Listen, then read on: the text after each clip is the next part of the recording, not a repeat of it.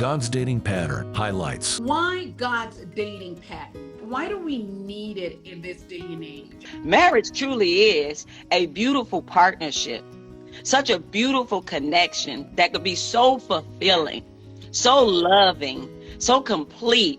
But if you do it the world's way, you're going to get the world's results, which is two people living extremely selfishly, two people living without grace for one another, two people not even understanding, why am I in this person's life and why are they in mine? Is God, as a result of this person being married to me, they are going to reach the plan and vision God has for them through this partnership.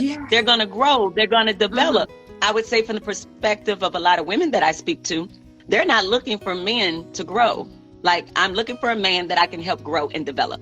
They're actually stuck into this Prince Charming thing that the world sold us as girls. When I get married, I'm saved. I'm going to be saved from all of my issues. But if you look at what God said in the world and in the word, when he says the woman is the helpmate, actually we're the saviors. Which is why he says, when a man finds a wife, he finds a good thing and receives favor from the Lord. A man finding a wife, he levels up. So I have to look at a man and say, how can I level him up? And in turn, he is supposed to be looking at me and thinking, how can I level her up? What does she need? Why in the world would you not take that decision the most serious in your life? It could wreck your finances. It could wreck your health. It could wreck your emotional and mental health. But people get married to people and say, let's just see how it goes. They're attractive. They're cute. I like their body. Oh, we have fun. I'm going to marry them. And then guess what, Maggie? They also in the back of their head say, and if it don't work out, I'm going to get a divorce. We pray every day together, Maggie. We've been doing that since we were engaged. Our counselors told us, pray together every day. We've done it every day for 17 years. But I'll tell you what it did.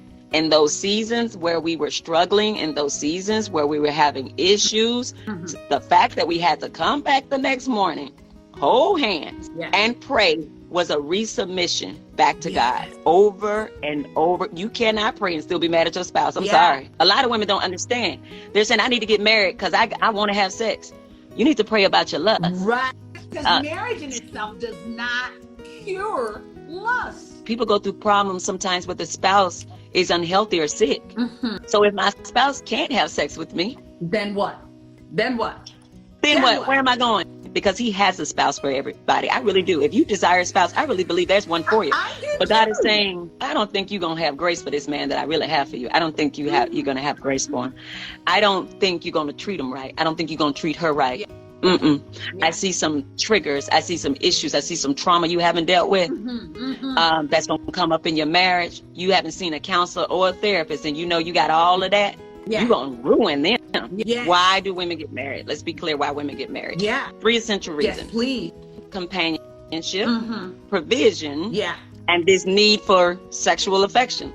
You have some people that are married and feel very alone.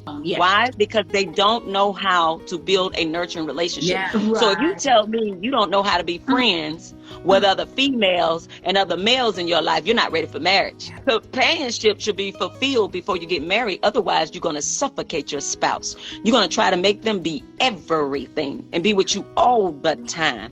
And they're looking at you like, whoa, what are we doing here? I need you. I need you. I need you. No. Because even when you get married, you still need friends. You still need to fellowship with other people. You still need to have groups you go to so that marriage is balanced. Unfortunately, I have met many Christians that I know for a fact married their spouse because of a physical attraction. They're not going to look that way 20 years from now. They may look like a version of it, but not the same. It changes. And so you better have something better than that to hold on to. Both people should feel saved by the marriage. Both people should feel like there's a benefit. We don't go into marriages using people. And no, I'm not going to get a thank you every day. Anybody who's been in ministry knows nobody's thanking you. You're doing it as unto the Lord. So the days my husband get on my nerves, I have to remember, Tara, this is unto the Lord, and he is favoring you as long as you're doing the right thing all the time. Those are the type of people you need to be dating. People that will correct you while you're dating. To say, hey, where'd you pick that up from? Why do you think that way? Can you explain that to me? What's going on when you act that way? If we would only get in that word and say, God, what is your pattern? your pattern for family, your pattern for children, because we're creating more generations of trauma. Maggie, I do not believe in generational curses. It is generational patterns of behavior.